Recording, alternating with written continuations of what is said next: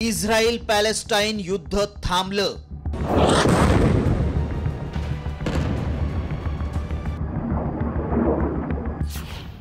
Trump योजनेवर दोन्ही देशांची सहमती।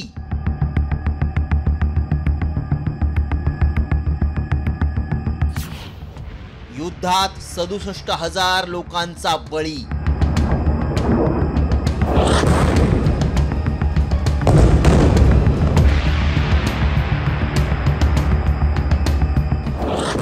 इस्रायलनं पॅलेस्टाईन विरोधात सुरू केलेलं युद्ध, गाझा पट्टीतला नरसंहार, दर दिवशी मृत्यूशी सुरू असलेली झुंज अखेर संपली आहे। तब्बल 2 वर्षांनंतर इस्रायल आणि पॅलेस्टाईन यांच्यात सुरू असलेलं युद्ध संपुष्टात आलंय।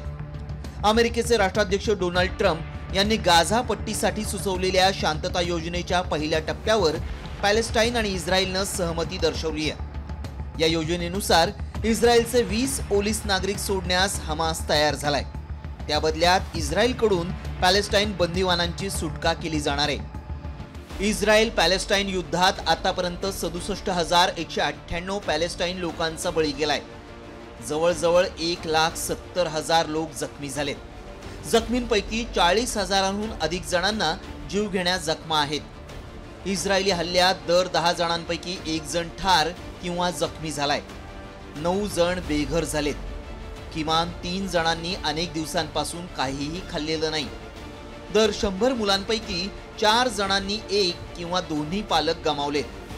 शेकडो एकरावरील शेती आणि इमारती नष्ट झाल्यात। ट्रम्प यांच्या शांतता योजनेनुसार इस्रायलनं गाझा पट्टीतून सैन्य माघारी घेण्यास सुरुवात केली आहे। तसंच गाझा पट्टीत वैद्यकीय आणि अन्न सेवा लवकर पोहोचवण्यासाठी 5 सीमा खुल्या केल्या जाणार आहेत। सध्या इस्रायलचं सैन्य गाझा शहर, खान युनिस, राफा आणि उत्तर गाझा भागात तैनात आहे। गाझा पूर्णपणे बेचिराग झालाय। हमासच्या म्हणण्यानुसार त्यांचे 2000 नागरिक इस्रायलच्या तुरुंगात आहेत। या निर्णयामुळे 2 वर्षांपासून जगण्या मरण्याच्या संघर्षात अडकलेल्या लाखो नागरिकांना दिलासा मिळालाय। या युद्धबंदीचं जगभरातून स्वागत केलं जातंय। युद्धात झालेलं नुकसान पाहता एक अख्खी पिढी उद्ध्वस्त झालीय। केवळ मानवी संहारच नव्हे तर येणाऱ्या पिढ्यांवरही त्याचे पडसाद उमटणार हे निश्चित।